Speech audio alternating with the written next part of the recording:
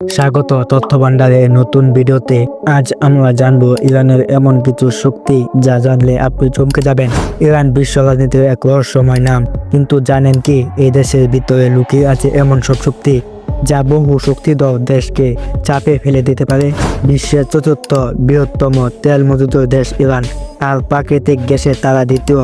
এই দুই শক্তিতে তাদের অর্থনীতির মেরুদণ্ড, কিন্তু পাশাপাশি যুদ্ধনীতির অংশ। ইরান নিজেরাই ক্ষেপণাস্ত্র বানায়। সাহাব সিরিজের ক্ষেপণাস্ত্র 2000 কিলো দূরের লক্ষ্যবস্তু ধ্বংস করতে পারে, আর ইরানের তৈরি Z-136 ড্রোন দিয়ে তো পুরো পৃথিবী এখন চিন্তিত। ইরান গোপনে গড়ে তুলেছে ভূগর্ভস্থ সামরিক ঘাঁটি, মিসাইল শহর। এই শহরগুলোতে এতই গোপন যে স্যাটেলাইট দিয়েও ধরা পড়ে না। 2020 সালে তারা কক্ষপথে পাঠিয়েছে সামরিক স্যাটেলাইট।